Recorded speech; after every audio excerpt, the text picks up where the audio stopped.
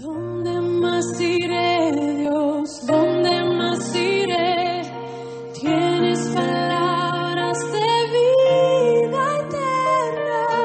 ¿Dónde más iré, Dios? ¿Dónde más iré? Tienes palabras de vida eterna. ¿Dónde más iré, Dios? ¿Dónde más iré? Tienes palabras de vida eterna. ¿Dónde más iré, Dios? ¿Dónde más iré?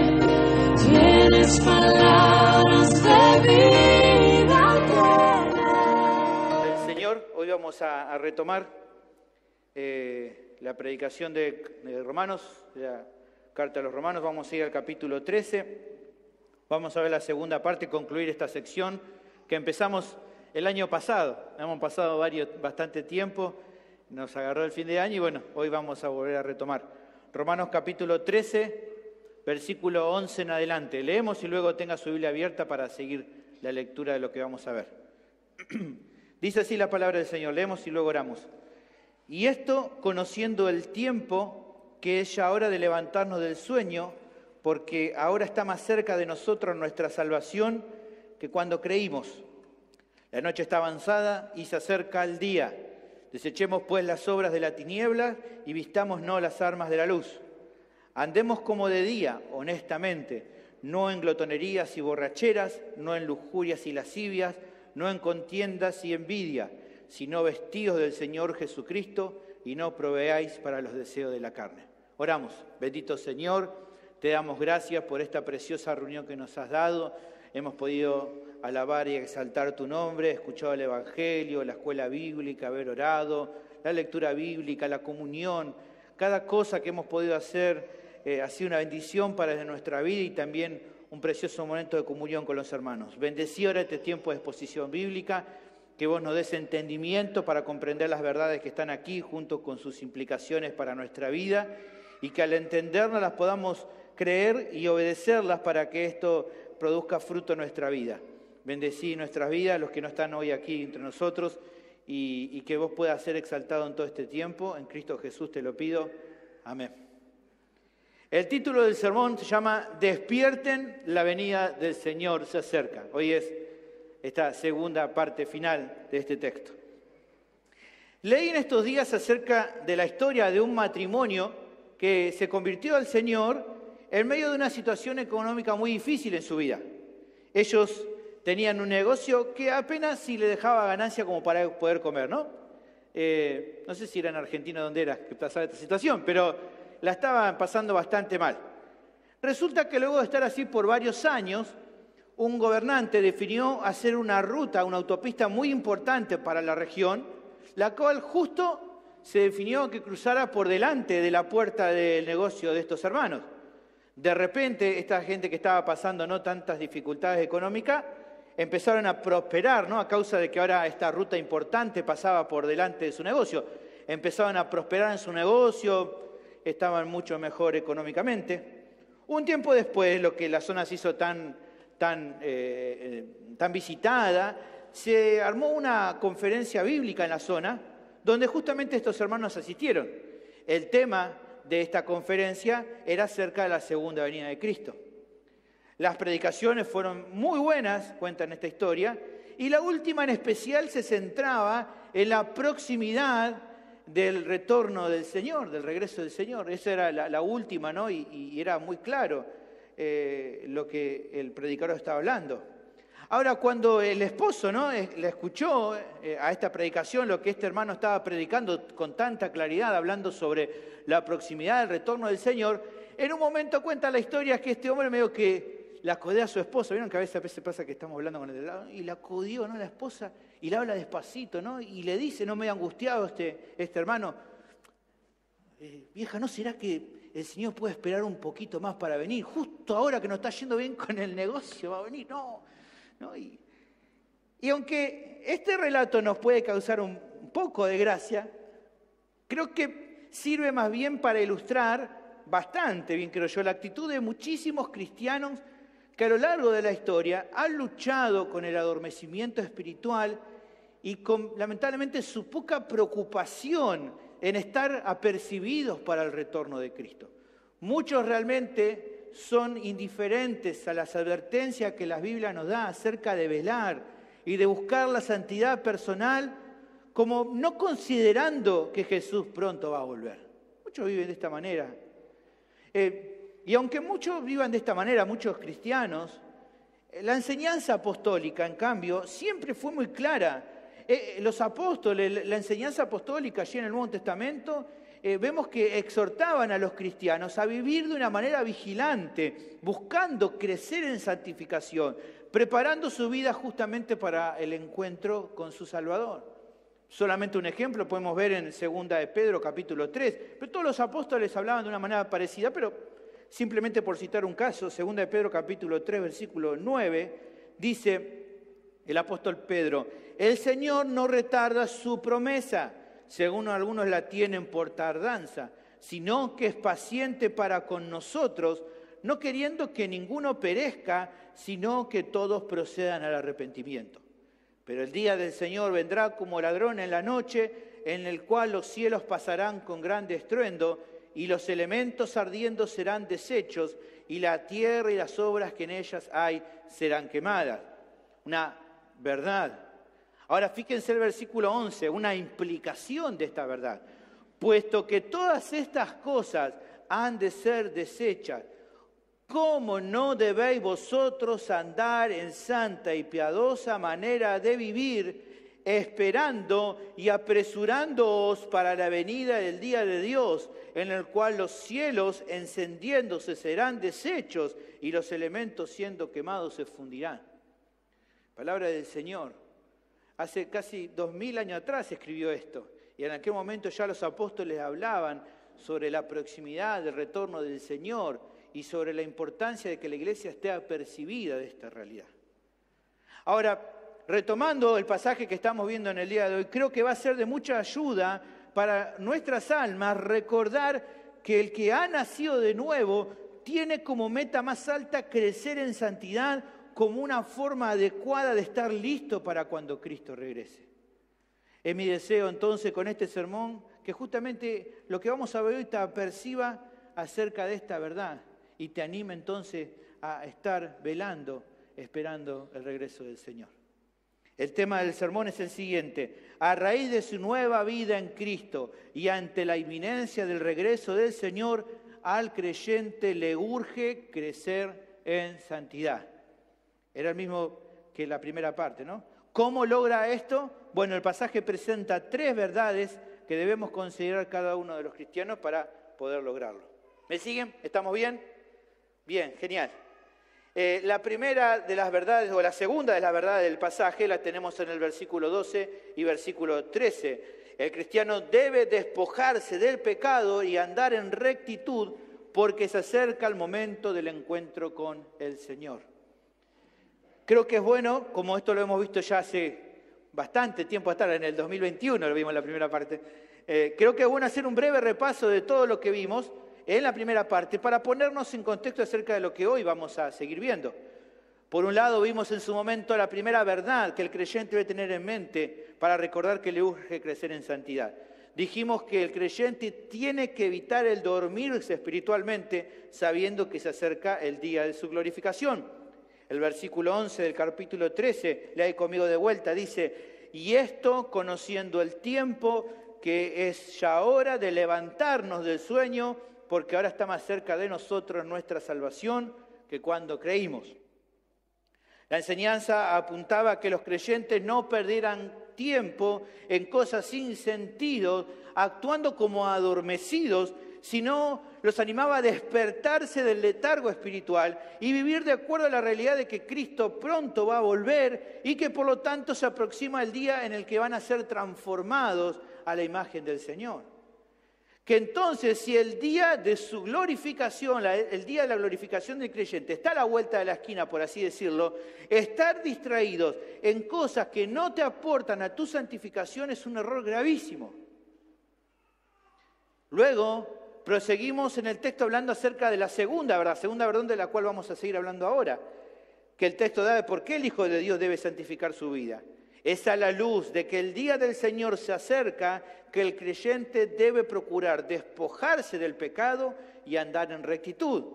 La primera parte del versículo 12 decía, la noche está avanzada y se acerca el día. Como vimos en la primera parte, lo que remarcaba un comentarista bíblico decía lo siguiente, la declaración de Pablo, la noche está avanzada y se acerca el día, significa que el tiempo de pecado, incredulidad y rebelión espiritual del hombre está a punto de terminar y el tiempo de juicio, gloria y justicia de Dios está a punto de comenzar.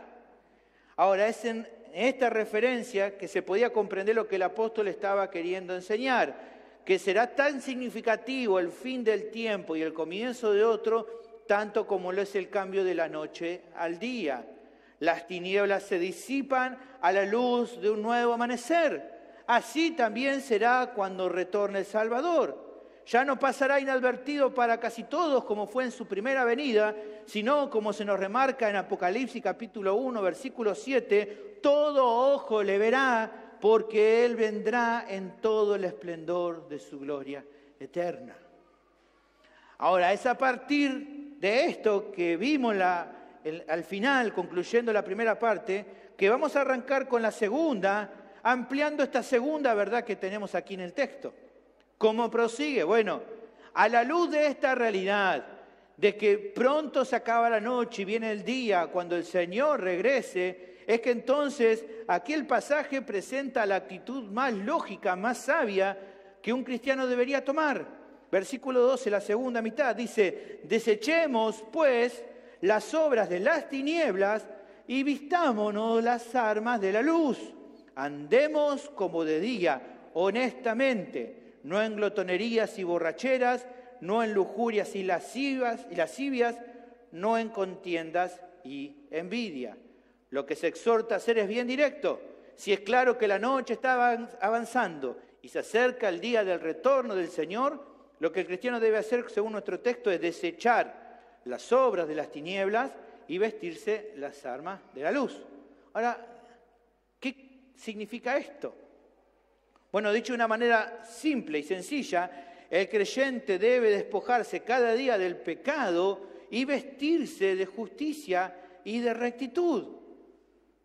A la luz de que el día del Señor se acerca, el cristiano tiene que crecer en santidad. Esta es la segunda verdad que el texto da de por qué el Hijo de Dios debe santificar su vida.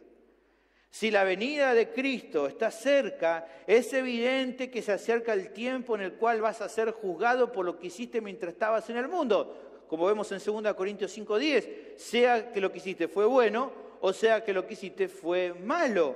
Así dice 2 Corintios 5:10. Es necesario que todos nosotros comparezcamos ante el tribunal de Cristo para que cada uno reciba según lo que haya hecho mientras estaba en el cuerpo, sea bueno o sea malo. Todos los creyentes serán evaluados ese día. Todos. Es por esto que entonces, con mayor detalle, el apóstol exhorta a los cristianos a andar de la manera correcta. Según el versículo que sigue, el creyente tiene que andar, dice, como de día. O sea, de manera, dice, honesta. Aquí la palabra que utiliza para honesta, creo que mejor traducida está en Biblia de las Américas, donde dice de manera decente. Creo que de esa manera se entiende mejor lo que está queriendo decir acá. O sea, que debe vivir el creyente en el mundo en obediencia. Ese es el punto. Alejado de los pecados que son tan comunes en el mundo y poniendo por obra lo que el Señor le agrada por amor a Él.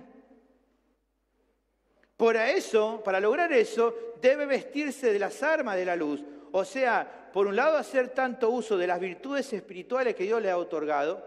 Este texto nos hace acordar, ¿se acuerdan? A Efesios capítulo 6, versículo 13 al 17, el famoso texto de la armadura de Dios. Aquellas cosas que el creyente debe usar para vivir en esta batalla que le toca librar día a día contra el mundo, contra Satanás y contra su pecado. Dice en Efesios 6:13, por tanto, tomad toda la armadura de Dios, para que podáis resistir en el día malo, y habiendo acabado todo, estar firmes. Estad pues firmes, ceñido vuestro lomo con la verdad, y vestidos con la coraza de justicia, y calzados los pies con el apresto del Evangelio de la paz.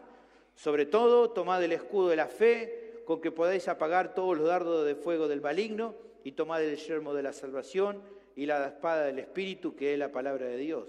Entonces tiene que tomar todas estas virtudes, esto que habla acerca de la armadura, pero también los medios de gracia que Dios le ha provisto, como la oración, como la palabra, como la comunión con la iglesia local.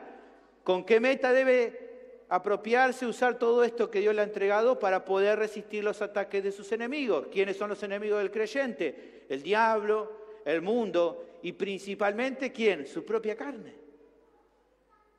En tu vida está tu principal enemigo, tu carne. ¿Por qué necesita el cristiano andar de esa manera? Porque solamente así va a poder evitar el nuevamente recaer en aquellos pecados, en aquellas prácticas pecaminosas que eran tan comunes como cuando estabas lejos de Dios, las que menciona aquí nuestro versículo 13. Algunas que menciona nuestro pasaje y que podemos repasar brevemente a continuación. Primero se mencionan un grupo de dos, se hablan de glotonerías y borracheras. Las palabras aquí utilizadas quieren referirse a actividades inmorales en general, ¿no? Se relaciona con los pecados de las personas que se entregan a diferentes clases de vicios y a un completo desenfreno sin importarle ninguna clase de decoro. Ahí está hablando acerca de eso. Luego se menciona la lujuria, también la palabra ahí podría ser promiscuidad sexual, y la lascivia, que se está tratando acerca de diferentes clases de pecado relacionando justamente con el sexo fuera de los límites permitidos, que es dentro del matrimonio. Es todo lo que tenga que ver con fornicaciones o perversiones de toda índole, que en la época del apóstol Pablo, cuando escribió allí en Roma, era muy común, pero que todavía hoy siguen vigentes, el descontrol, el desenfreno en ese ámbito. Luego se mencionan las contiendas o las riñas y la envidia. El primer término ahí para contienda es la palabra eris, se refiere a peleas, trifulcas, como una enemistad persistente. Un comentarista hablando de esta palabra que se usa ahí, que usa ahí Pablo, dice lo siguiente: refleja un espíritu de competitividad antagonista que pelea con otros para hacer las cosas a su modo y salir ganando sin importar el costo personal ni los daños causados a los demás.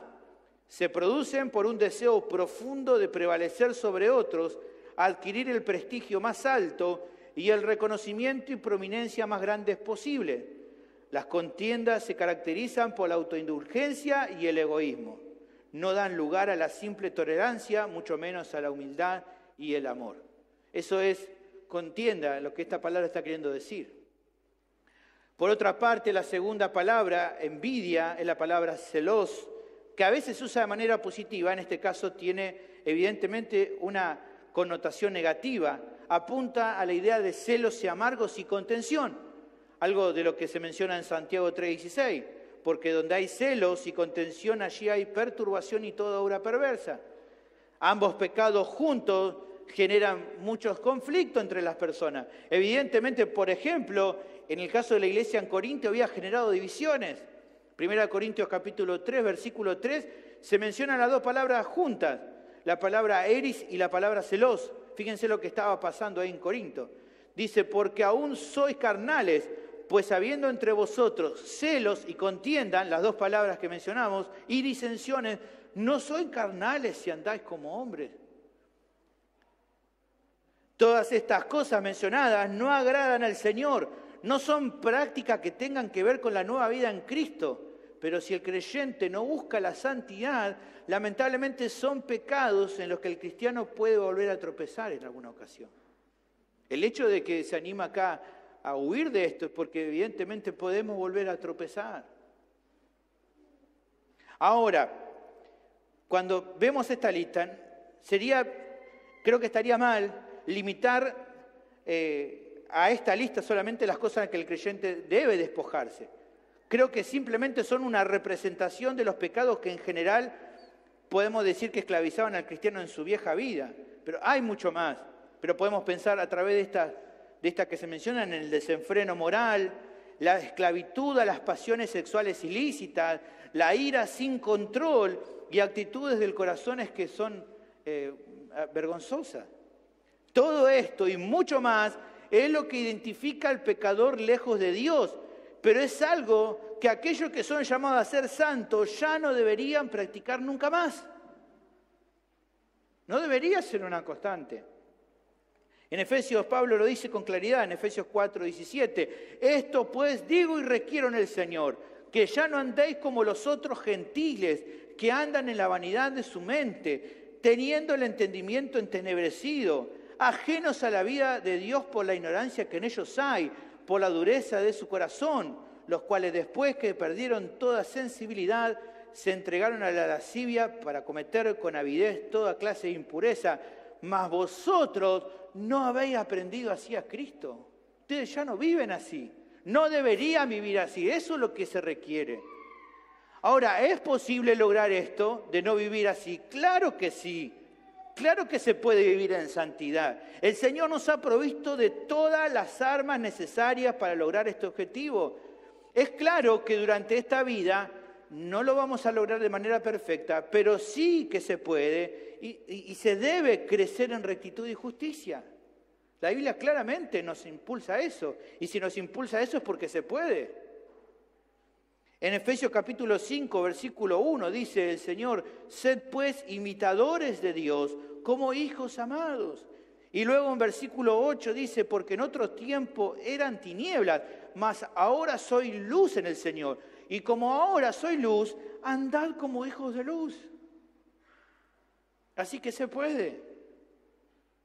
¿Por qué? Porque un rasgo de la nueva vida en Cristo es crecer en la santificación. Claramente no como un medio de salvación, pero sí como una muestra adecuada de la salvación que Dios ha obrado por medio de gracia. En el capítulo que todos conocemos de Efesios capítulo 2, versículo 8, versículo 9, se nos habla con claridad que la salvación es por gracia, por medio de la fe, y esto no de nosotros, sino que es un don de Dios, no por obra, para que nadie se gloríe. Pero luego en el versículo 10 agrega Pablo y dice, porque somos hechura suya, creados en Cristo Jesús para buenas obras, las cuales Dios preparó de antemano para que anduviésemos en ellas. Si Dios nos creó de esta manera, lo más lógico, lo más normal, es que vivamos de acuerdo a lo que ahora somos. Como un pueblo santo, apartado del pecado, viviendo en justicia y rectitud. Como un pueblo santo, diferente a como el mundo anda.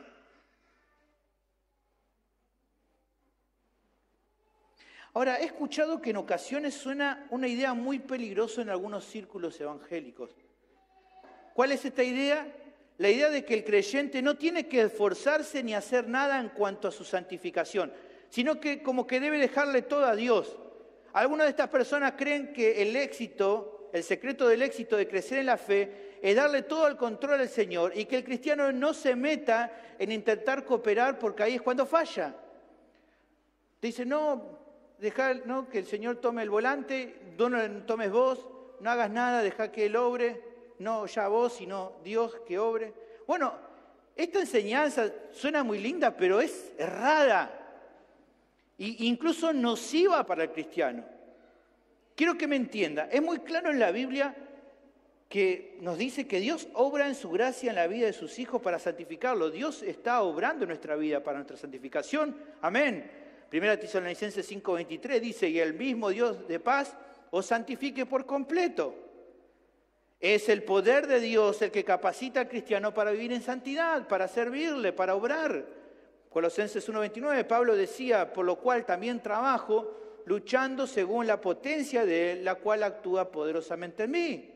Son los recursos del Señor y no los nuestros los que nos dan la victoria en la lucha del pecado. Amén. Pero tan cierto como esto es la verdad de que el creyente debe y puede cooperar diligentemente en el proceso de su santificación.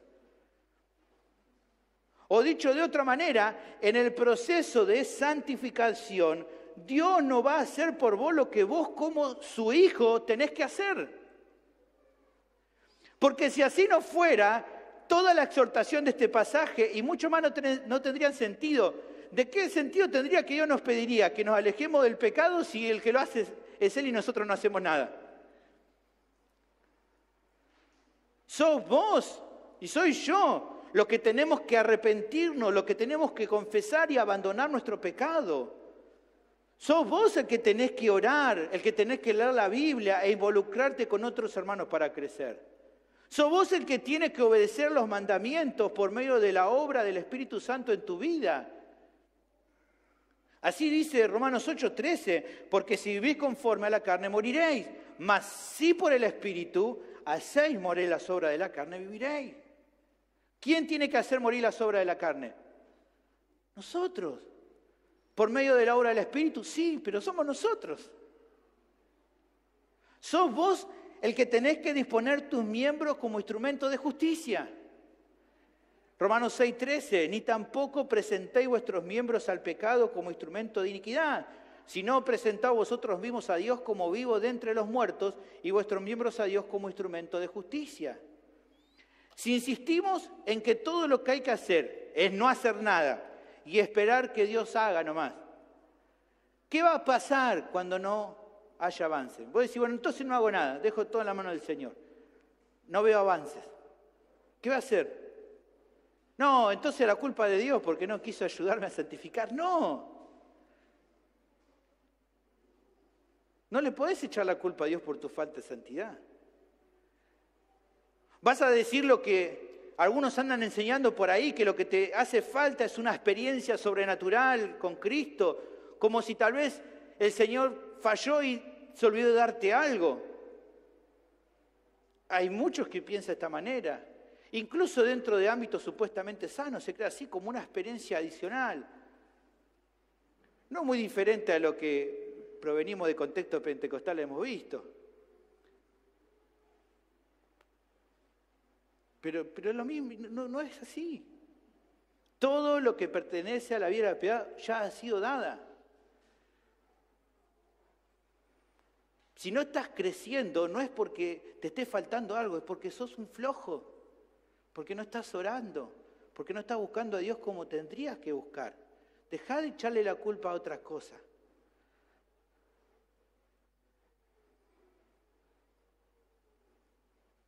No nos confundamos, hermanos. Busquemos cada día humillarnos ante el Señor, buscando honrarle en todo y huyendo del pecado. ¿Por qué? Porque tenemos que recordar que muy pronto estaremos delante de su presencia y que seremos evaluados por todo lo que hicimos. Otra reflexión que me surge es el pensamiento errado que a veces muchos tienen, de considerar que mientras los pecados que cometen no son tan graves como los que antes cometían, no es tan importante el ir tratándolos, ¿no? Algunos incluso hasta llegan a minimizar el pecado, por el solo hecho de que ya no es tan inmoral y que no sobrepasaban los límites como antes. Es como el que antes andaba en fornicación y ahora ya no hace eso, no se anda acostando con mujeres por ahí, pero sigue mirando cosas sensuales que despiertan su lujuria y dice, bueno, pero esto no es tan grave, no tengo que ser tan duro como era antes. O como el que antes tal vez se emborrachaba todos los días y ahora no llega hasta el punto de tomarse todo, pero quizá ahora no, se toma y está un poco alegre, vos sabés, ¿no? Hay como casi en el límite, dice, bueno, no importa, no me emborraché como antes. Decís, bueno, a veces personas, bueno, no tomé, o tomé un poco de más, pero no llegué como estaba antes. ¿Qué importa?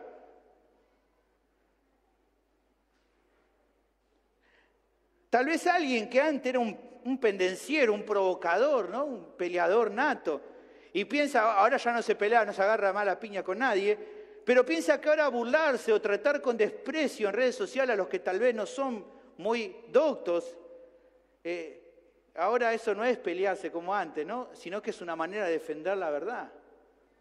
Cuando en verdad en su interior su mayor satisfacción no es que alguien llegue a la verdad, sino haber dejado en ridículo a alguien que no tenía mucho entendimiento. Es lo mismo de mal.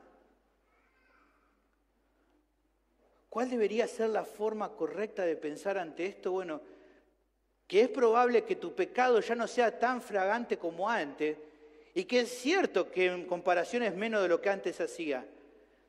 Pero vos no tenés que evaluar tu pecado a la luz de lo que hacías antes. Vos tenés que evaluarlo a la luz de lo que Dios es, que Él es santo y que Él no tolera ninguna clase de pecado. Si lo vas a comparar en cuanto a lo que hacía antes, por ahí está mejor. Pero si seguís comparando tu pecado a la luz de lo que Dios es y lo que espera de vos, está mal minimizarlo. Y si no pensemos en lo que Pablo está tratando acá, su corrección como vamos a ver más adelante, esto que le está pidiendo a ellos que no se duerman, no era porque los hermanos en Roma se estuvieran agarrando a las piñas o que estuvieran entregados toda la inmoralidad, sino que en parte lo que buscaba que los hermanos abandonaran una actitud de orgullo de querer imponerle a otros las costumbres propias. No era tan grave, no es como usted sabe, los corintios estaban bastante mal, no estaban en esa situación, pero aún así, para Dios, estos pecados también eran de mucho desagrado. ¿Por qué? Porque más allá que Dios sea paciente y va obrando con nuestra vida, Él no tolera el pecado en medio de su pueblo. Él no quiere del pueblo de Dios que sea una iglesia que no está tan perdida como otra. Él quiere que seamos un pueblo santo.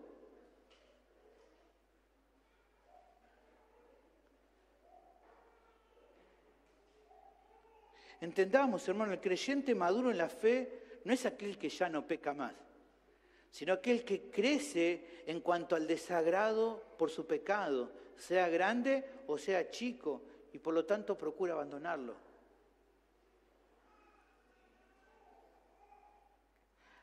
La tercera verdad la tenemos en el versículo 14.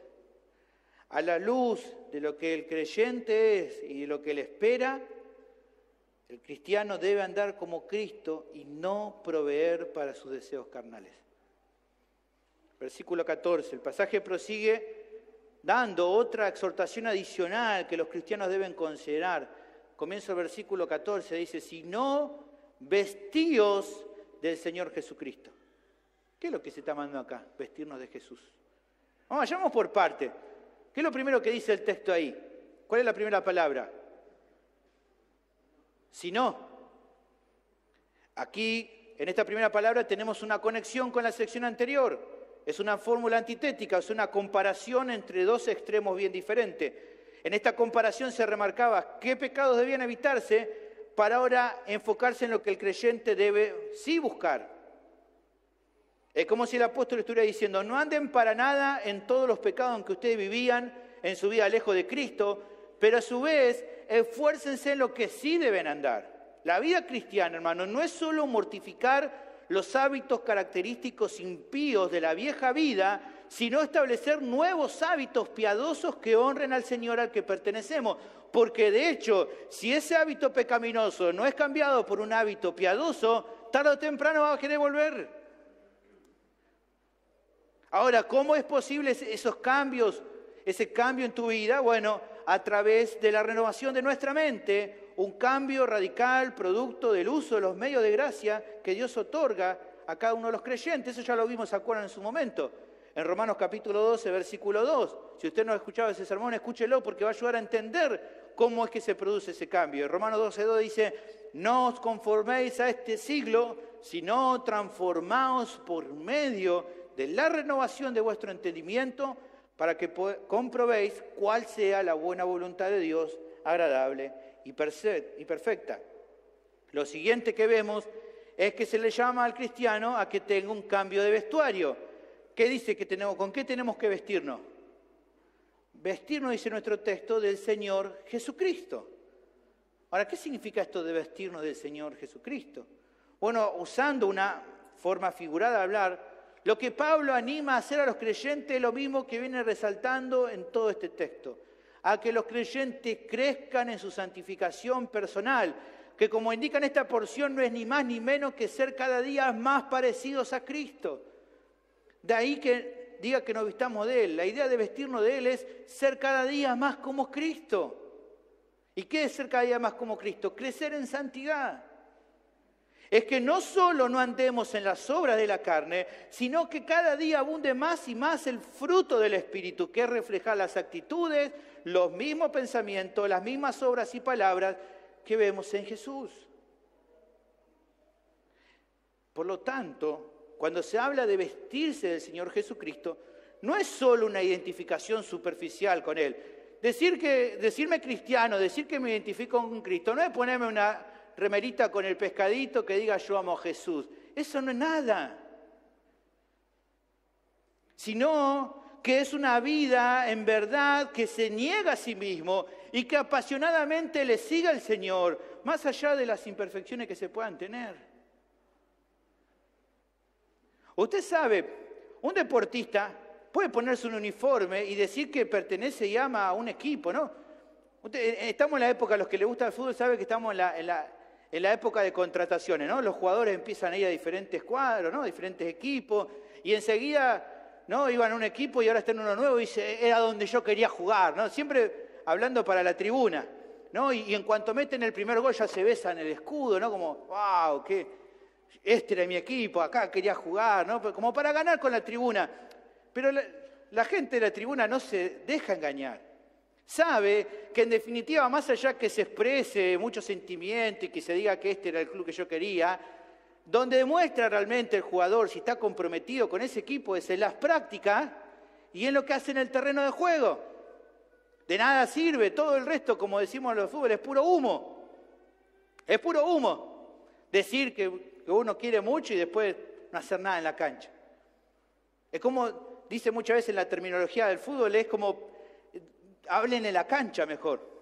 No sirve nada que hablen afuera si después en la cancha no hace nada. Bueno, así también, pero de una manera más profunda, la persona que recibe a Cristo como Salvador asume el nombre de cristiano, pero la calidad en su cristianismo está determinado por su propio nivel de fidelidad al Señor, de fidelidad espiritual. No es tanto qué camiseta nos ponemos, sino si realmente estamos siguiendo al Señor o no. Por lo que entonces vestirse del Señor Jesucristo es el proceso de santificar cada día nuestra vida, despojándonos cada día del pecado y creciendo en rectitud y piedad. Un comentarista bíblico hablando de esta expresión dice lo siguiente, mirá, la expresión vestido del Señor Jesucristo representa el crecimiento espiritual continuo de aquellos que se han convertido en hijos de Dios mediante la fe en su Hijo Jesucristo. Tras haber sido arraigados en Cristo, ahora somos glorificados en Él, Colosenses 2:7. A medida que crecemos en Cristo, la vieja vestimenta de pensamientos y hábitos pecaminosos es desechada continuamente y su vestidura divina de justicia, verdad, santidad y amor es puesta sobre nosotros. Al avanzar el proceso de nuestra santificación, el carácter del Señor va siendo cada vez más nuestro propio carácter. En ese sentido, el propósito principal de un cristiano es que continuamente se esté vistiendo del Señor Jesucristo. Esto es lo que Pablo tenía en mente cuando dijo que solo hacía una cosa, olvidando ciertamente lo que queda atrás y extendiéndome a lo que está delante, prosigo a la meta, al premio del supremo llamamiento de Dios en Cristo Jesús. El pasaje concluye con una nueva declaración que contrasta con la exhortación que recién se decía al comienzo del versículo 14. El texto termina diciendo, y no proveáis para los deseos de la carne. Así como se remarcaba la exhortación positiva de lo que el creyente tiene que hacer, ahora en el final aparece un contrapunto negativo de lo que no se debe hacer, pero dando en este caso una advertencia que es muy importante que consideres para lograr avanzar en tu lucha con el pecado. Te pido, por favor, no me prestes atención porque creo que es muy importante entender esto si realmente querés pelear con tu pecado, si querés tener victoria. ¿Qué quiere decir aquí con esta parte? No proveáis para los deseos de la carne. Es interesante pensar en este verbo que aparece aquí, proveer. Aquí la palabra proveer, en el griego, es la palabra pronoia. Tiene que ver con algo que se va a dar, que se da, a partir de una planificación previa o una premeditación. ¿A quién se le provee? ¿A quién se planifica esta provisión? ¿Para quién? ¿Qué dice nuestro texto? ¿Para los deseos de qué? De la carne. Como ya hemos visto, en ocasión esta expresión, la carne, alude a la parte no regenerada de nuestro cuerpo, donde todavía radica el pecado residual y donde el cristiano todavía batalla. ¿Se acuerdan Romanos 7:18? Y yo sé que en mí, esto es en mi carne, en mi parte todavía no regenerada, no mora el bien, porque el querer el bien está en mí, pero no el hacerlo. Tu carne quiere satisfacer deseos ilícitos que no son agradables a Dios y por lo tanto busca convencerte de que requieren ser satisfechos. lo que provoca un conflicto con tu ser interior que ya ha sido transformado y que se deleita en la ley de Dios. En tu interior vos deseas hacer la voluntad de Dios, tu carne no desea eso, desea satisfacerse con el pecado y entonces entras en un conflicto que Pablo lo define en Romanos 7:24. Miserable de mí, ¿quién me librará de este cuerpo de muerte? Este es el conflicto que tiene cada creyente verdadero, luchando por batallar para vivir en santidad y alejarse del pecado con el cual está batallando todos los días. Ahora, ¿cuál es la exhortación que se da en este versículo 14 que leímos? No proveáis para los deseos de la carne. Cuando está diciendo nuestro texto acá que no proveamos para los deseos de la carne, lo que está diciendo es que no permitas, escúchame bien, no permitas que pensamientos errados o deseos pecaminosos encuentren cabida en tu mente, porque eso tarde o temprano te van a llevar a satisfacer a los caprichos de tu carne. Ahí está, esto de premeditar es algo que se va cocinando de a poco en tu cabeza. Pensamientos que se empiezan a meter, que empiezan a dar vuelta y que empiezan a girar y que los empezás, y que no los rechazás, no los sacás de tu cabeza, sino que están ahí y como, viste, como un pollo, viste, que se va rostizando, lo girás y se va haciendo de a poquito, viste. Los que saben de carne saben, no tienen que hacerlo de a poquito, se va cocinando a fuego lento en tu cabeza y al no rechazarlo, tarde o temprano te hacen caer. ¿Cómo se ve esto en la práctica? Bueno, cuando no se rechazan cierta clase de planteos que surgen de tu carne, pensamientos como algunos que anoté acá, pero que pueden haber otros más. Pensamientos como, solo un poco más y nada más. Corazón, te juro que va a ser solo esta vez y nunca más lo voy a hacer. O nos ponemos violencia, ¿acaso no tengo derecho yo a esto otro? ¿De qué sirve si no la gracia? El famoso, yo lo puedo controlar, yo no soy como los demás, yo lo voy a controlar. El famoso, lo que hago no le hace mal a nadie, entonces ¿por qué no lo voy a hacer? El famoso, recontra famoso, ¿quién se va a enterar? O el peligroso, no hace falta que se lo cuente a alguien, con que Dios lo sepa ya es suficiente. Estos pensamientos y otros similares van dándole forma y controlando tu voluntad, la que tarde o temprano se termina rindiendo al deseo de tu carne y que te termina llevando a que cedas al pecado. Así es como funciona. Pecado que luego de ser consumado, ¿cómo te dejan? Totalmente quebrantado y lleno de culpa por haberle fallado al Señor. Como remarca otro comentarista bíblico, el devoto predicador puritano Thomas Manton escribió: toda corrupción tiene una voz. Lo que quiso dar a entender es que cada especie de pecado encuentra la manera de presentarse a la mente y corazón de cada hombre y mujer.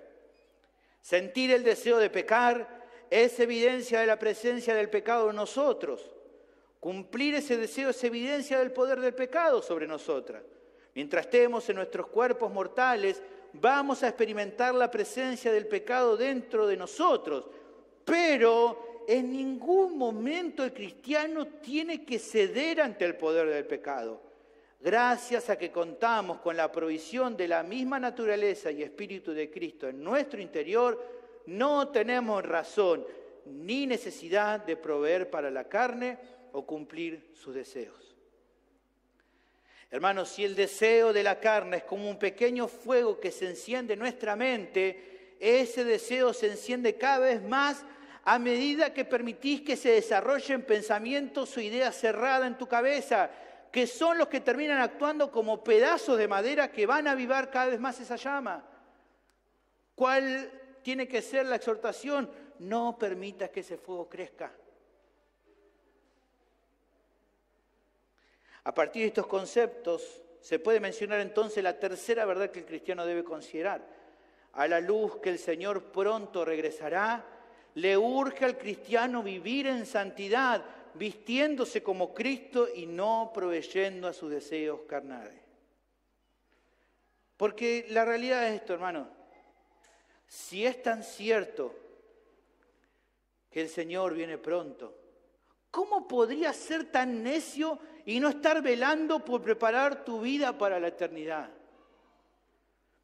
Solo un tonto, permítame la expresión, puede andar enredado en las cosas temporales del mundo que la carne desea sin considerar que en breve estará delante del Señor rindiendo cuenta de sus obras y de los materiales que usó para edificar en su vida. Tan necios son como para decir amén o asentir cada domingo las exhortaciones que la palabra le da y luego durante la semana seguir enfrascados en pecados por los cuales vas a dar cuenta. Solo un dormido espiritual puede glorificar al Señor en el culto dominical para luego, cuando sale del culto dominical, seguir hablando, mirando, pensando o haciendo cosas que no agradan a Dios. Solo un necio puede hacer eso. ¿De qué sirve que digas amén acá lo que estoy diciendo si mañana arrancás lunes y seguís haciendo cosas que no agradan a Dios? Solo un necio puede hacer eso. Porque a mí, a la iglesia vas a poder engañar, pero el Señor te ve. Sus ojos son como llamas de fuego. Ve lo profundo que hay en tu corazón. Y a Él no le vas a poder engañar. Hermano, que tu mente se pueda renovar en cuanto a esto. Que ya no seas un oidor olvidadizo, sino un hacedor de su palabra. Dice Santiago 1:22, pero sed hacedores de la palabra y no tan solamente oidores, engañándoos a vosotros mismos. Porque si alguno es oidor de la palabra, pero no hacedor de ella, este es semejante al hombre que considera en su espejo su rostro natural, porque él se considera a sí mismo y se va, y luego olvida cómo era. Mas el que mira atentamente en la perfecta ley, la de la libertad, y persevera en ella, no siendo oidor olvidadizo, sino hacedor de la obra, éste será bienaventurado en lo que hace. Hermanos, permítanme ser honesto. Cuando estés delante de su tribunal santo, que ya no esté nadie a quien puedas engañar, cuando estés delante de su presencia, ¿qué excusa vas a poner? ¿A quién le vas a echar la culpa por tu propia indiferencia o por tu hipocresía? ¿A quién? ¿A quién le vas a echar culpa? ¿Al diablo? ¿Al pastor? ¿Al mundo? ¿A tu pasado? ¿A qué bueno yo era así? ¿A qué bueno era difícil ser santo? ¿A qué le vas a echar la culpa? Nada te sirve de excusa o justifica tu pecado. Por favor, humillate y volvete de todo corazón a Cristo. Sé honesto, por favor, y busca la ayuda de otros hermanos que te estimulen al amor y a las buenas obras. Y cuando esos hermanos te exhorten, no te pongas a la defensiva. No busques manipular la situación para zafar. Ayer hablaba con la hermana y le decía, si alguna hermana te exhorta, empecé a llorar porque la persona está exhortando y decía, ya está, no le digo más nada. No hagas eso.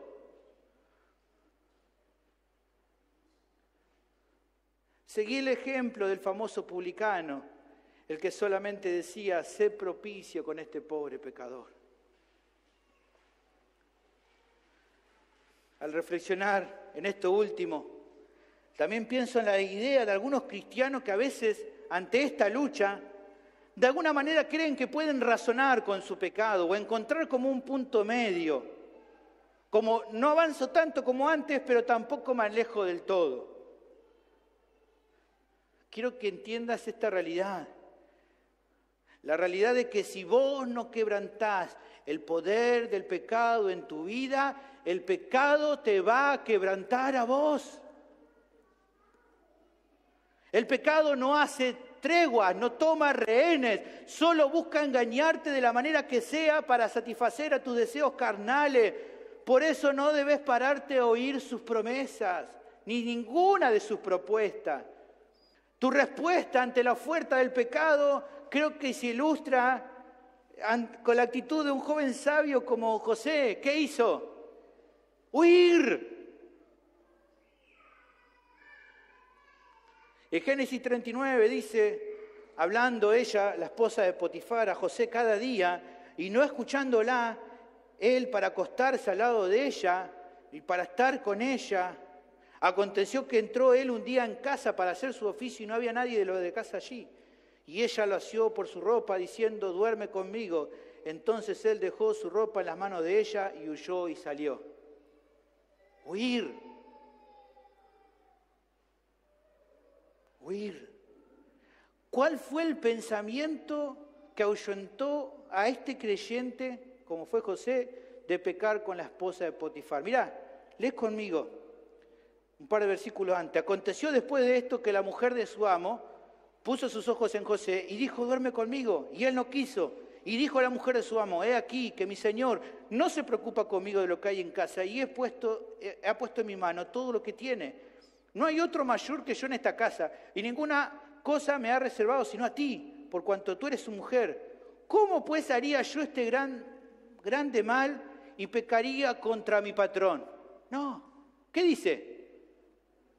¿Contra quién principalmente iba a pecar José si aflojaba? Contra Dios. Sí, iba a fallar a su patrón, era cierto, pero principalmente lo que le preocupaba era que no quería fallar a su Señor. Ahora, creo que cabe una aclaración importante. Esta verdad que estamos hablando no solamente es cierta para los pecados de índole sexual, como lo que aquí mencionamos, sino en verdad para toda clase de acciones pecaminosas. Por ahí uno dice, este no es mi problema, yo no tengo este problema. Pero vos seguramente tenés otra clase de problema. Si tu lucha pasa por otro ámbito, por ejemplo, lucha con la ira, lucha con a veces, como diríamos, no cerrar el pico, cuando a veces hay que cerrar el pico, lucha con el orgullo, lucha con la falta de sumisión, es igual de importante el atender a lo que vimos para poder crecer en santidad. ¿Por qué? Porque es la meta más importante para cumplir en tu vida. Y como estamos viendo, a partir de la proximidad que estamos del regreso del Señor, es la más urgente de todas las metas. Finalmente, considero hacer un llamado a todos aquellos que están sin Cristo. Si tu vida no da fruto de un cambio genuino, si solo hay un cambio en la superficie, pero en verdad no hay muestra de que hayas nacido de nuevo, tenés que prestar muchísima atención a todo lo que estamos hablando en esta sección. Oyente, amigo, la venida del Señor está cerca. Y si todavía no te has puesto a cuenta con Dios, te espera la condenación eterna en el infierno. Jesús dijo que en ese lugar sería el lloro y el crujir de dientes, y que no será algo por un tiempo, sino por los siglos de los siglos. Dios va a juzgar a todos los que rechazaron el Evangelio. Y si vos seguís viviendo tu vida, amando tu pecado y dándole la espalda al Señor, aunque hoy vengas acá y te identifiques como cristiano, que levantes tu mano, no la levantes, o hagas cualquier otra cosa, pero tu vida sigue viviendo como antes, tenés que arrepentirte porque vas a ser juzgado y condenado. Porque lo que empeora la situación es que tus buenas acciones no te pueden salvar, no pueden remediar tus transgresiones a la ley de Dios, no van a equilibrar nunca la balanza. Por eso la conclusión es muy clara. Todos por naturaleza estamos condenados por nuestro pecado y no nos alcanza por nosotros mismos para alcanzar el estándar que la justicia y santidad de Dios requieren. No nos da. Todos pecamos, dice Romanos 3:23, y no nos alcanza. No nos da para llegar al estándar que Dios requiere. Pero, como hablaba hace un rato Cristian, el Evangelio es una buena noticia. Hay una buena noticia que el Evangelio anuncia al mundo entero. ¿Cuál es esa buena noticia? Que hay esperanza para el pecador. Que hay esperanza para tu vida. Y esa esperanza no está en una religión, no está en una iglesia, ni en ningún movimiento social, ni político, sino en una persona que se llama Jesucristo, el Hijo de Dios. Porque Él vino al mundo, nació de una virgen, vivió una vida perfecta, a la que ninguno de nosotros pudimos lograr, y murió en la cruz cargando la ira por el pecado, el castigo que nosotros merecíamos. Pero la historia, amigo, no termina ahí. El tercer día, este Jesús resucitó con poder, demostrando que Dios Padre aceptó la ofrenda por el pecado y que realmente Jesús es la única ofrenda todo suficiente por el pecado de la humanidad. Pero la Biblia también nos dice, nos testifica que ascendió a los cielos, que Jesús está hoy a la diestra del Padre y que como hoy vimos, muy pronto volverá para consumar la redención de su pueblo que le espera y para juzgar tanto a los vivos como a los muertos. Y que como Señor sobre todo el universo, solo Él tiene la autoridad para perdonar los pecados a todos los que creen en Él y que se arrepienten de todo corazón de su maldad. Querido amiga y amigo, hoy es el día donde tu vida puede cambiar. Hoy es posible la reconciliación con Dios, pero solo es por medio de Cristo Jesús. Mi pregunta es, ¿qué harás? ¿Qué harás, amigo? ¿Qué harás, amiga? Vení a Cristo, por favor. No esperes más.